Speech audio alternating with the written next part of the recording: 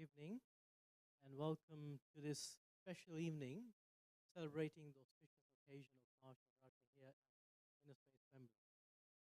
If I go through the running order, a few housekeeping notes first. If I could kindly request everyone to switch off their mobile phones or set them to silent. For the safety and comfort of all, emergency exits are strategically placed for your well-being. They should guide you in event of emergency. A special welcome to all joining us online. And a quick show of hands, if anybody here is visiting the Inner Space family for the first time, all regulars. So this evening, the topic in line with this special occasion is taking power from the source. Our speaker this evening is none other than Sister Daxa. She is the main coordinator at Inner Space Wembley. For the last 2 decades plus, she has been serving local businesses and communities. She's been honored by the Mayor of Brent in 2014, and she continues to build bridges between diverse groups. She also represents the Brahma Kumaris at the Brent Multi-Faith Forum and the City of Sanctuary initiative in Brent. I have personally known Sister Daxa for over 25 years, and I found her to be someone who is introverted, cares about her spiritual progress, and is very passionate about serving the local community.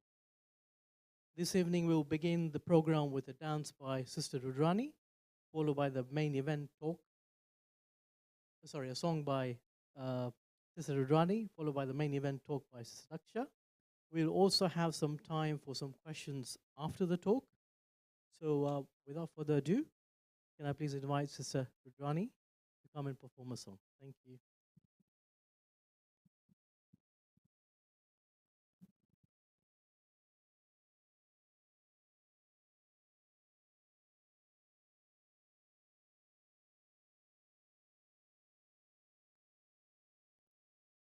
Good evening, everyone. So before I start my song, I would request everyone to just remain for 1 minute silence and just remember.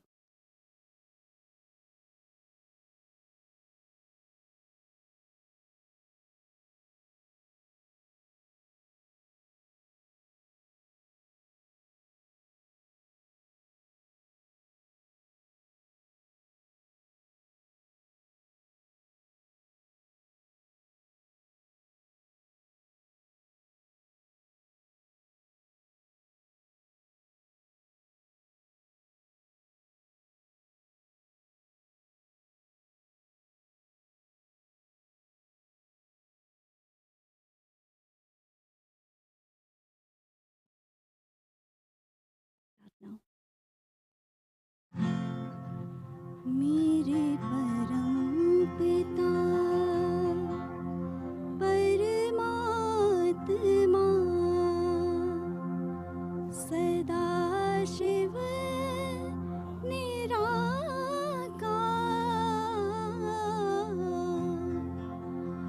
ओ आनंद के सागर तेरी महिमा अपरंपार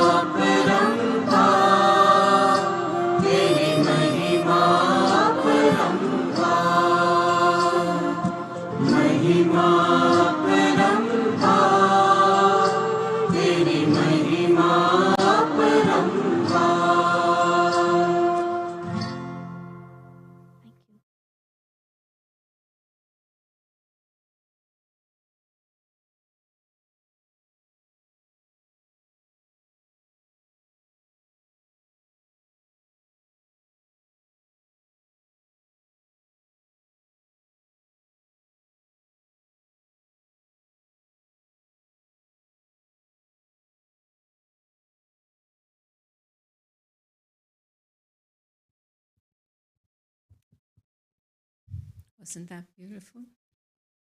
Yeah. Even for those who are not familiar with Hindi, I would have certainly enjoyed it. So, our theme today is about taking power from the source. And we're especially honoring and celebrating Shivratri. So, what we thought was to do it slightly different this time. Rather than much of a talk, we wanted to make it experiential. So we'll start with the commentary. We normally finish with the commentary, but today we'll start with some reflection to begin with. Is that okay?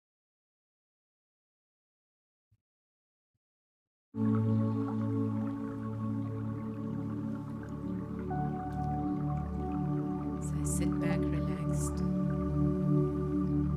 feet on the ground.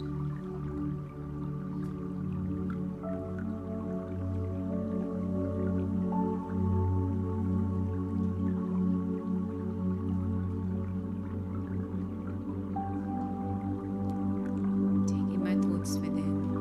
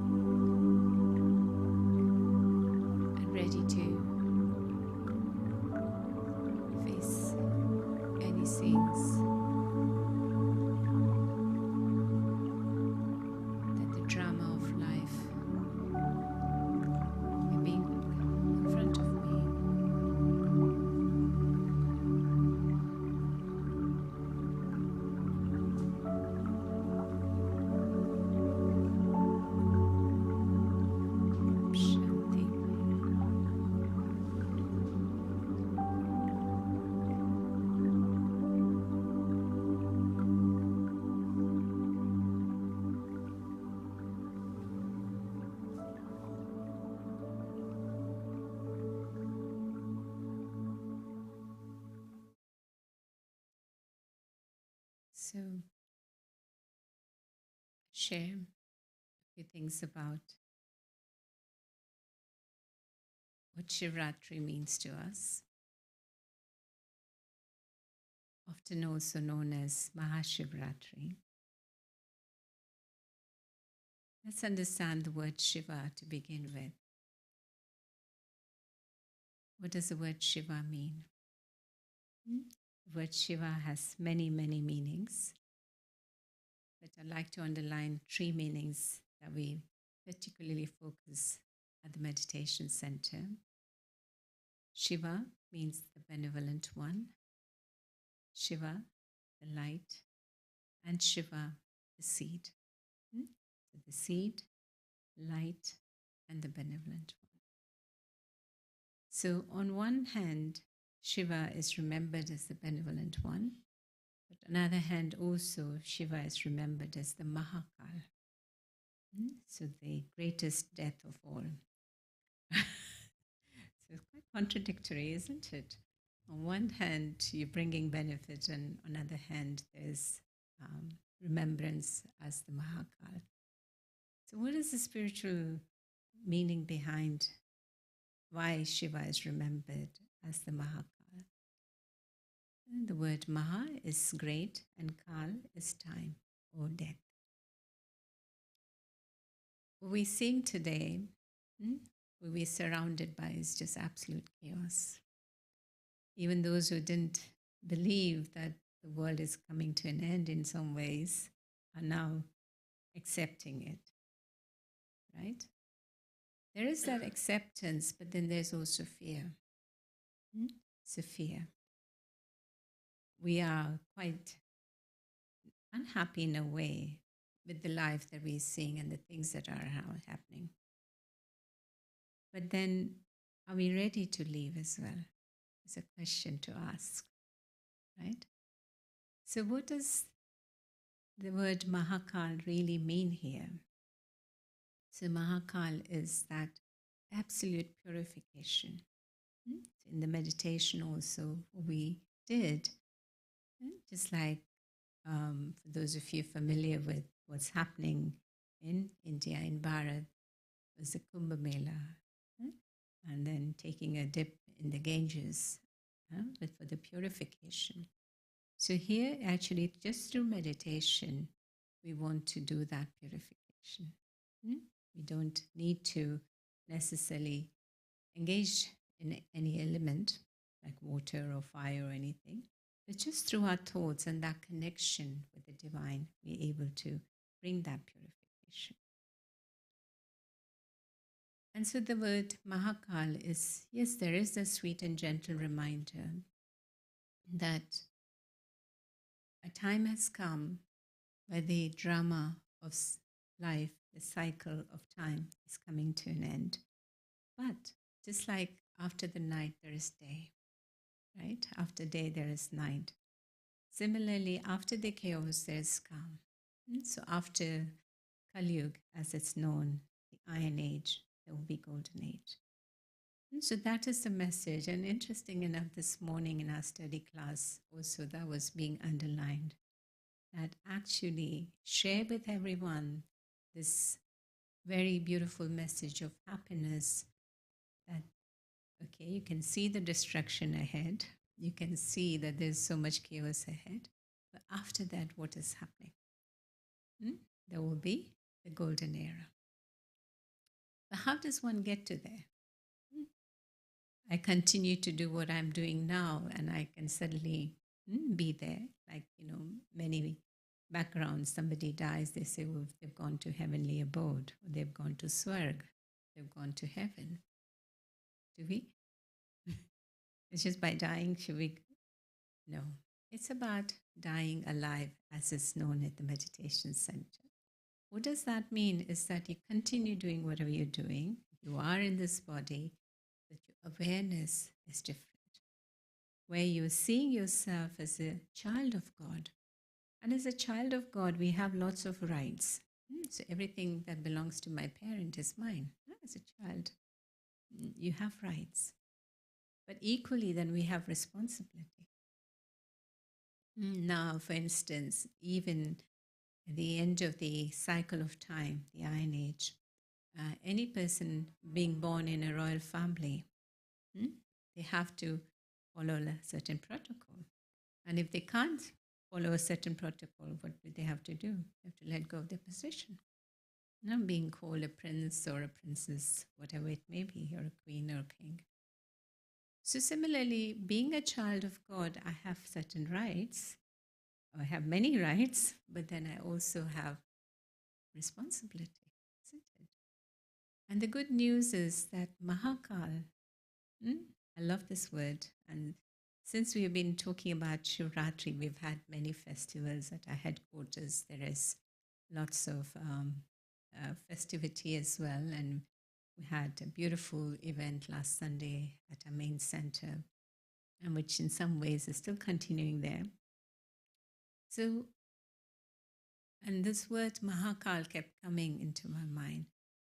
And so this is why I'd like to share this message that Mahakal is not something that we have to be afraid of, scared of, the great death or the great transformer, but it's something that we can help. So if God wishes, God can change the world in no time. But God doesn't do that. Why? Because we all have to give a hand or finger of cooperation. And to the extent we give our cooperation, to that extent that we are becoming part of bringing the golden era and golden age, and then we'll enjoy that too. And so if I haven't made the effort and I say I want to go there, it's not possible. So it's not actually about letting go of anything that is good for us, but it's about letting go of things that are not good for us. And so God doesn't take anything that is precious from us, but God takes us things that we are attached and the things that are bringing us sorrow. Not taking us, but is asking us to give. And in one of our recent messages, the thought was that God's come knocking at your door. The Supreme has come knocking at your door, asking you for a favor. And what is the favor? What is the alms God wants from us? Is to let go of our own negativity, to let go of our own, things that we are holding on to, like our hurts, our guilt, our shame, or, animosity, the things that are not helping us. It's like there are thorns that are pricking on our life. That's like a journey. But because it's comfortable, rather it is known, we let it go on. We continue allowing those thorns to prick us. And because now that has become like normal life, sort of, right? But it is not normal. So it's very sweet that God finds a way to give us this wisdom, and it's through the wisdom that God is able to bring about the transformation.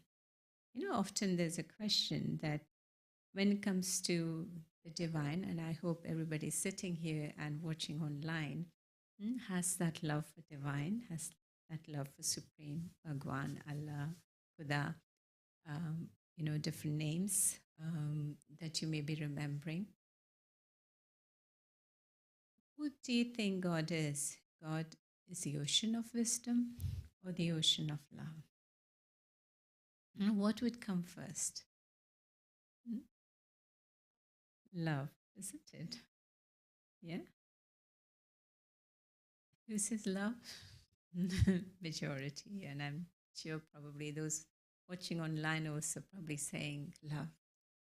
But reality is that actually the very first attribute of God in a way is God is the ocean of wisdom.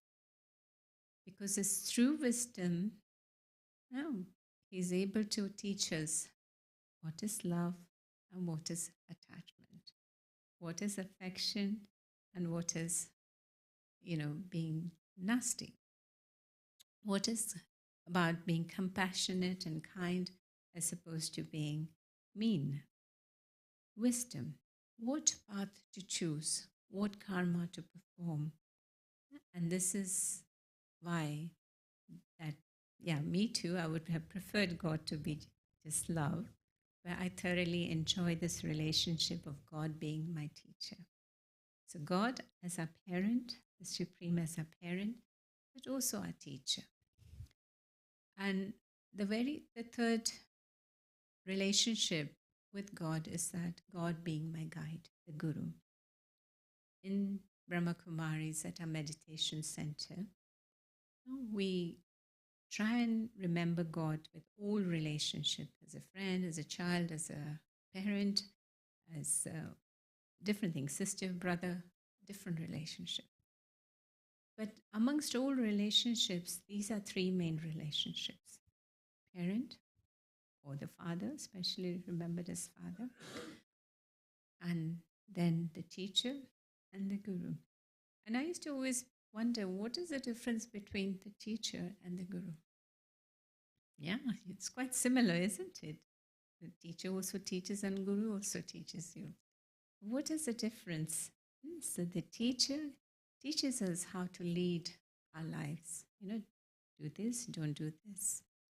But the guru actually takes us home, shows us the destination, shows us the path, and helps us to take us home. So just think that at Singh Vijay you went Kumbh Mela, there must be thousands or crores of people there, right? Must be so busy, busy, busy. And imagine if you were a young child and you suddenly have lost your parents, who was your guide.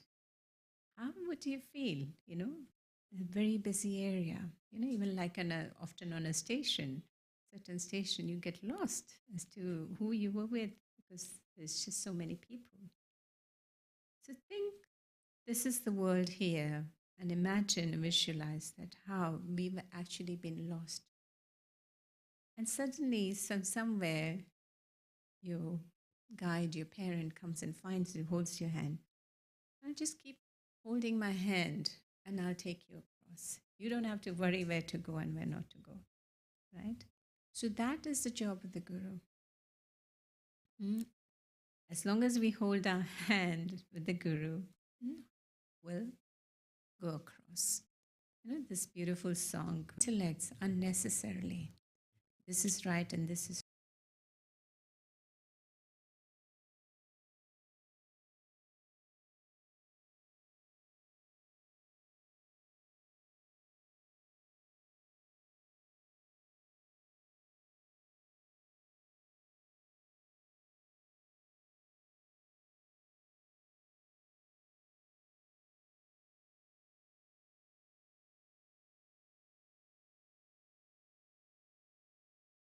with the Supreme. Take the power. Now, what is the basis of taking power from the source? Is to really purify ourselves internally. So yes, God on one hand is my teacher and gives me the wisdom, and through the classes, through the courses, and through our advanced classes, daily basis we receive wisdom. Yeah? So that is the first step of the teacher giving us the wisdom. But then for me to put it to practice is my duty in a way, as a student, as a child, to bring that into practice. So first step is receiving the wisdom, and then with that love, combined with the wisdom, to actually lead my life, be an example that also help others and share with others and learn from others equally, right? So we were talking about how to take that power is really cleansing myself. There's the saying that the milk of lioness in India, there's a saying, milk of lioness can only stay in a golden vessel. I mean, sometimes I wonder who would have gone to get the milk from the Lioness, would she allow you to do that? In a way, most animals don't. But how would a lioness would allow you to do that? But on one hand, wisdom purifies us, but we also need certain level of purification initially for the wisdom to be retained. Otherwise, it's in one ear and out the other. So that daily practice of purification and giving that time for ourselves is important. And so secondly, is what is kind of things that will help me to purify? Good wishes, pure feelings, seeing just the positive side of everything. Now, that doesn't mean I'm oblivious to what's not right, or I'm in denial that things are not working well. But even so, what is positive in this?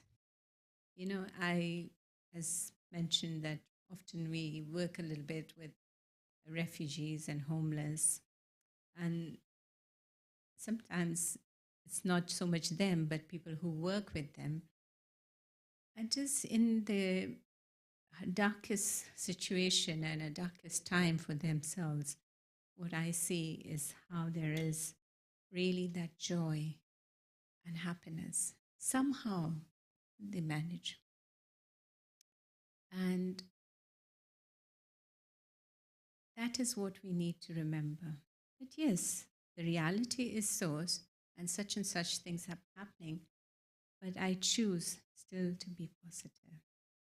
And that will be the starting point for me to be able to retain God's wisdom and God's power to make that difference. And so what are some of the best times to do that? So best times is early in the morning. So what we call it as, the dawn period and the dusk. So like 2 to 5 in the morning is a very good time for us to meditate, to pray, to remember God, to take power. And then evening again, about 6 to 8 is a good time.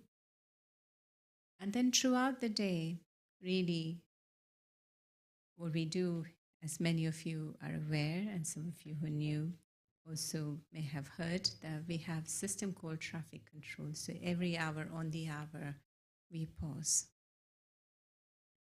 So dawn time, dusk time, and then throughout the day charging.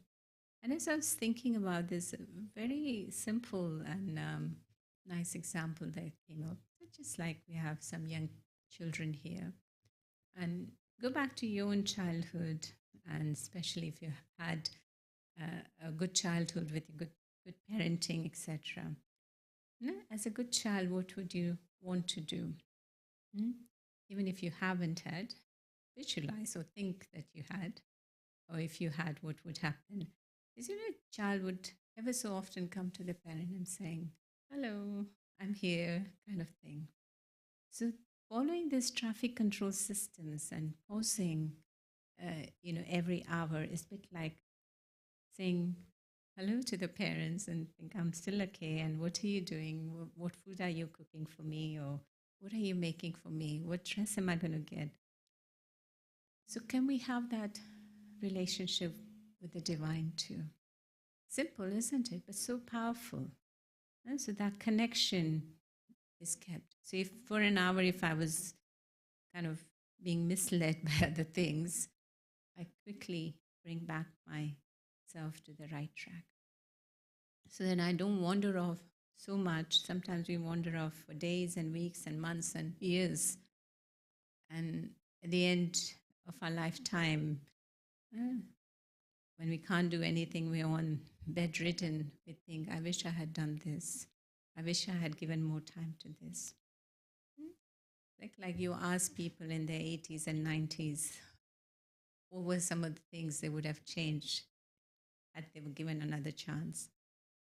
That's what they say. We would spend time with our family. We spend time doing our hobbies. We spend time studying, right? So why can't we learn from them? And God's there to help us. God's there to guide us. Yeah. So traffic control is just like, ding dong, I'm here kind of thing. And also, what do you want me to say? What do you want me to do? Just kind of checking in. Yeah. So then we don't get wandering off.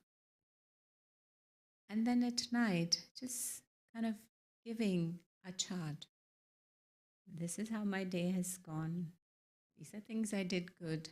These are things I could have changed, done better. But then finishing it there. Let me not carry on the next day. Yeah, let me just finish it then and there. Because when we carry on, and what happens, what we need to do that day doesn't get done. Yeah, so these are some of the thoughts I was having, that how we can take power from the source.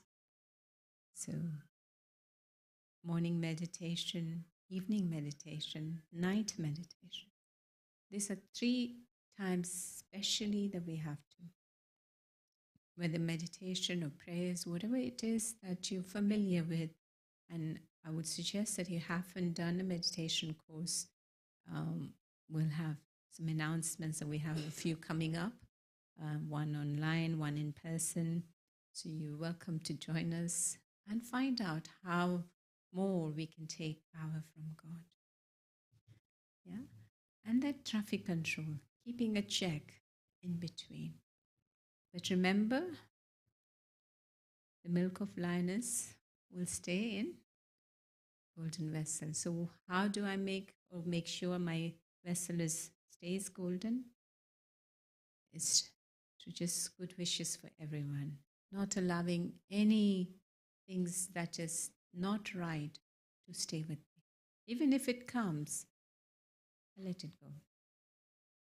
Even if I can't stop not having it, but I quickly let it go. Yeah. Okay. So, is there any questions or comments?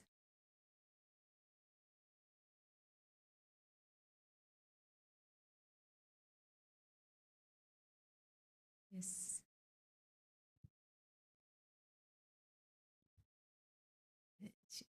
Bring the mic. Sister Daxa. If you can't do the preferable hours, like really early in the morning, or if you're working when it's kind of dusk time, is it just as beneficial to do it at other times, like maybe 8 in the morning when you get up or something? Is that okay? It's fine. It's just that what you could probably do is at whatever time you're normally getting up, get up half an hour earlier, if possible. I would say good half an hour, 40 minutes time for ourselves. But if you can't manage that, at least 15 minutes, but probably not less than that. Yeah. Oh, and also, if your free time in the evening is more like 10 o'clock, that's okay too, is it? It's okay, but I would not take it any further than 10. In fact, we have been advised in our advanced study that it's good to go to bed early and get up early. So say if you had 10 o'clock is your free time, you do a bit of meditation, go to sleep and get up early. I was just thinking about, if I do a theatre job, Yeah. the show might not come down till about 10 o'clock. You don't get home till 10:30, 40 to 11. It's not possible. Yes. So is it all right to do it? Yeah, then? absolutely. Oh, yeah. Something is better than nothing. Yeah. But the days when you're not working, the days when there is that flexibility, do that. And the traffic control, of course, helps. Thank you. No matter how busy we are. It's often when we are the busiest, we need to do more meditation. Yeah.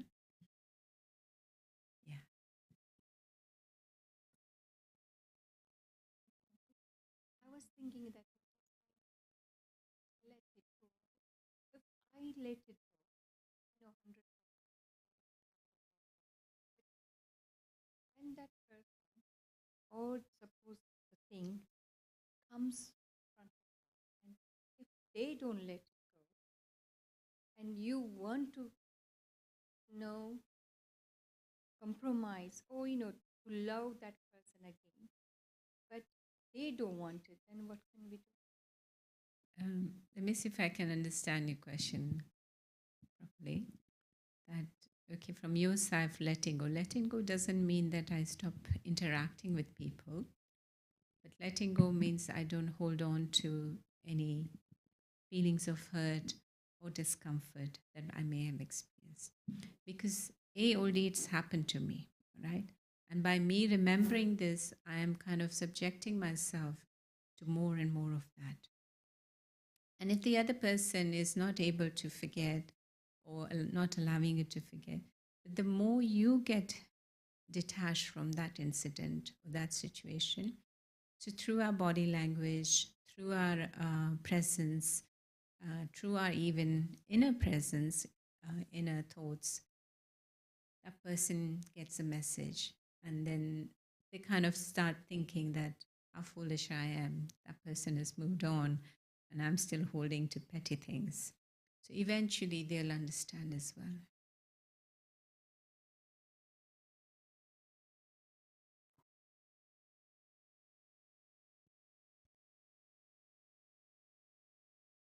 Hi. Would you say that, like, listening to music or having a walk is the same as meditating in terms of reconnecting? Can it be? It can be, yes, it can be. But sitting down and meditating sometimes is necessary. It's more powerful. But yeah, those things can help. Thank you. Any other questions? If you want to raise your hands, did you have any questions?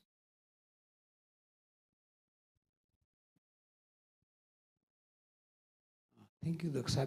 It's a great talk. And whatever you said, that I believe is morning meditation, evening meditation, and traffic control. Okay, you said about traffic control is like every hour, which is sometimes, most of the time, not sometimes, not possible like when we work, we drive car, anything. But I try my best that at least after a couple of hours or anything, just stop in the car and close your eye and try to do 5-10 minute meditation. And That's it is a great help, honestly saying, since we are coming here, we learn about the meditation and we learn about how to talk yourself. We learn about who I am. Okay, it's a great journey in the life that difficulty and challenges is coming. It's coming to everyone. Even God has a challenging. But we have to learn from that thing. But you are absolutely right that meditation is great help. Thank you very much. So whatever way you can connect with divine, it's good. Meditation is what I would suggest, but even prayers, whatever format that you're able to look within and connect with God is useful. Okay. So, any other questions? If not, we have another meditation. There's one question. Yeah.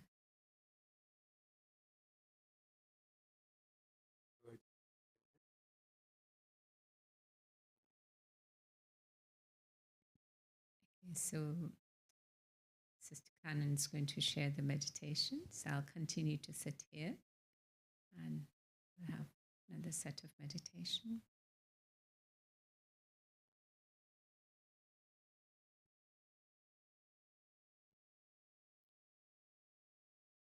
So let us all sit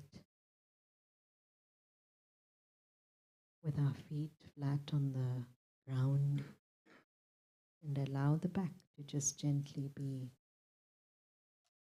still, keeping your head level.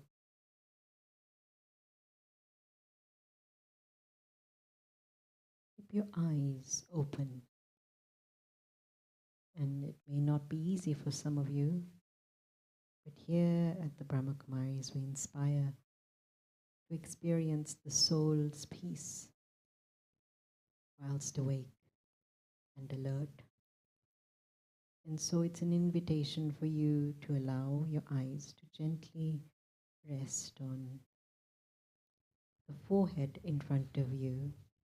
So you can see the sister's forehead, but just dissolve the form and visualize a beautiful spark of light. Feel the temperature. Allow yourself to listen to all the different sounds you can pick up.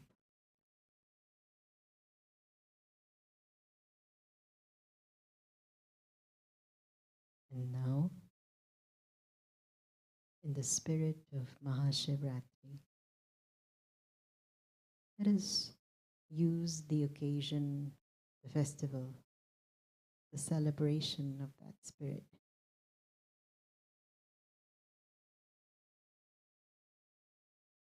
and bring our thoughts towards the inner being, the being of light, the Jyot, or the Jyoti, the eternal, imperishable,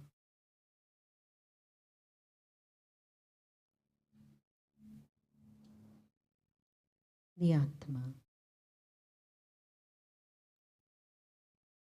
I, the being of light, the being of peace, am a child of that supreme light.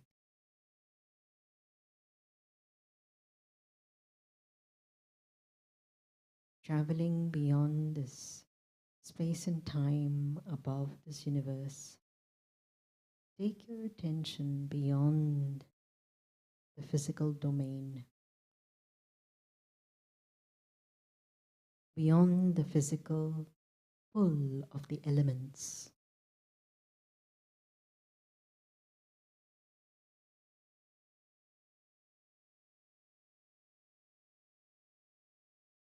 Where there is no time,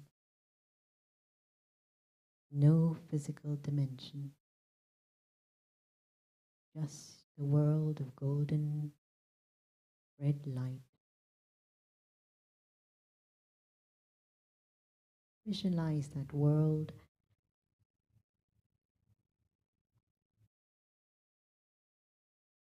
a world of peace, the home of Paramatma, home of the Supreme Soul, Shiva, radiating like a luminous point of divine light, shining like a Kohinoor diamond, so bright, so magnetic. It's a soft, warm, vibrating energy. And as you feel that wave of love, it feels like a spiritual parent who's welcoming you,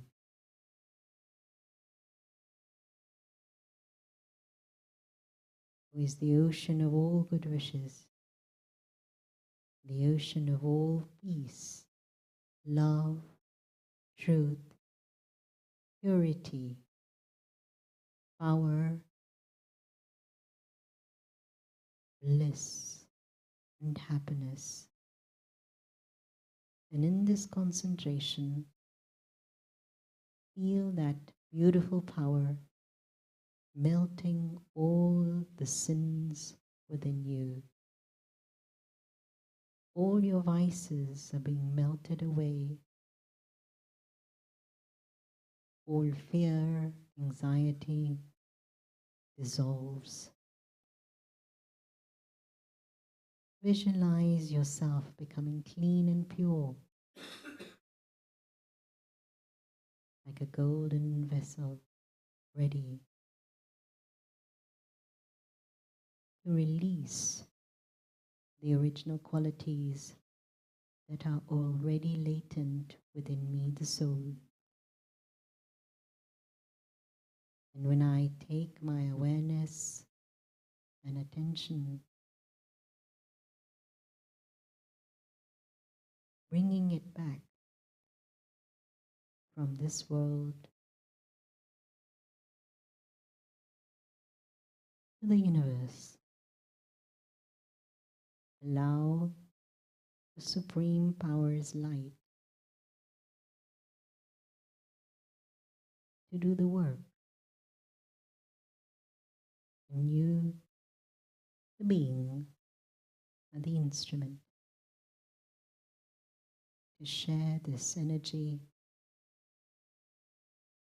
to the whole globe, to all souls, to all animals, to the plants,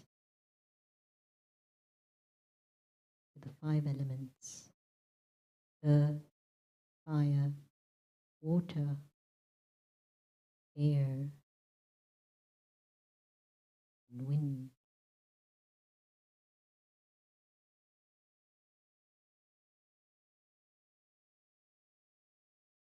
Visualize all those who are suffering receiving this purity, this light of hope, of courage. Allow them to feel like they are coming out of their inner darkness and that a ray of light is at the end of their tunnel and they are able to awaken away from their heaviness of their past.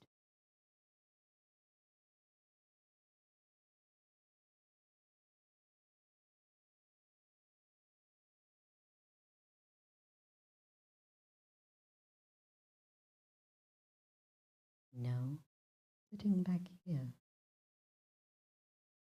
let's appreciate this atmosphere. Let's appreciate all of us in this room. Appreciate the center. Appreciate the time that we have all taken out to be here. Appreciate the good health, the good wealth, and the goodwill that exists, that's created this beautiful moment for all of us here at this time.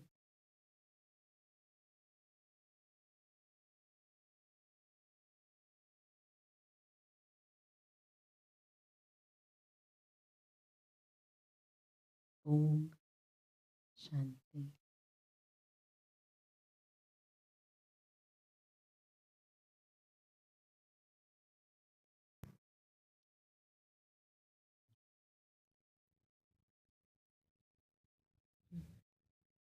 Just like to share a few things before announcement.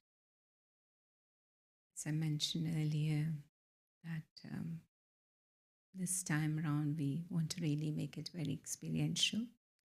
So from last Thursday, many of you know that last Thursday onwards, we created a meditation space which is open from 10:30 to 5. And evenings when we're here, like on a Monday, Tuesday, and Thursdays, so much later.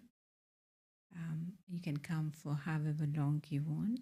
And even before leaving today, I would request you to go and have quiet time. There's commentaries going in background, there's some Om chants, some silence. And those who've come, they really want, they're coming every day to come for more and more of it. So do that, do experience that this evening before leaving. And you're welcome to come. I think though we said Thursday, we'll probably be at least holding it till Saturday. And just 2 things to sum up. That, traditionally during Shivratri, there's this awareness of fasting. So we've seen the spiritual fast, just positive thoughts, fasting from negative thoughts, negative feelings, whether for self or for others. And the other thing is keep awake at nights. So here is the internal awakeness. We have to increase more and more of that. Okay.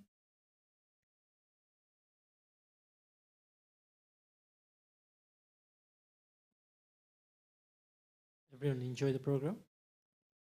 Great, great. So some of the main highlights for me was how Shiva is remembered. You remember how Shiva is remembered?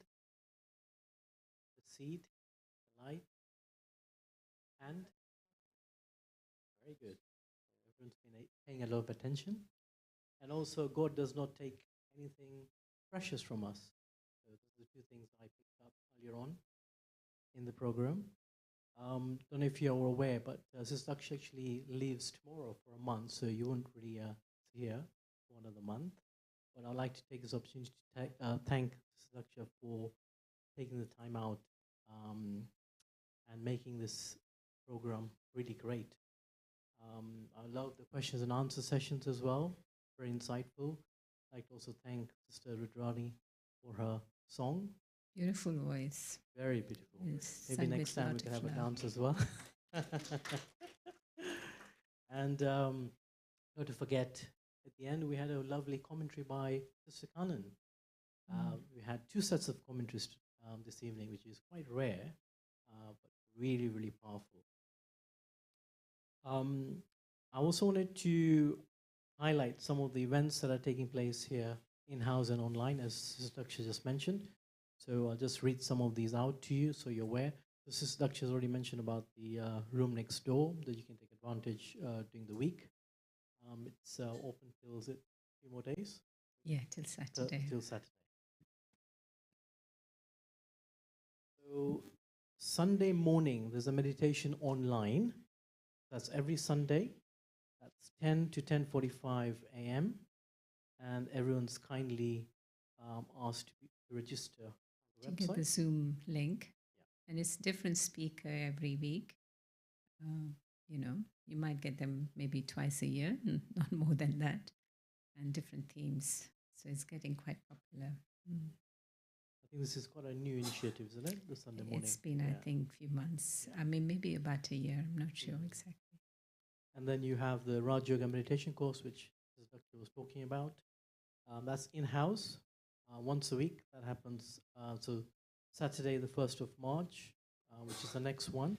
And that's 12 to 1:15 p.m. Again, that's on Saturday, and it's in-house. Then we have something else that's happening on Saturday, the 1st of March from 2 to 4. That's also in-house, and that's holistic health. Apart from that, we have a fast-track Raj Yoga evening meditation course. That's online. That's not in-house, that's online. That's Monday, the 3rd of March to Sunday, the 9th of March. So that's a fast-track Raj Yoga evening meditation. And that's from 6 p.m. to 7 p.m. Again, you would need to register online. I assume there'll be a Zoom link sent. Yeah, Zoom link for the online course. In person, you're welcome to come. Right. And Brother Jim's going to be doing the Saturday group in the morning. And Sister Dia, normally streaming and webcasting, she's going to take the holistic health. And then we have next week event, which is the talk on discovering your self-worth.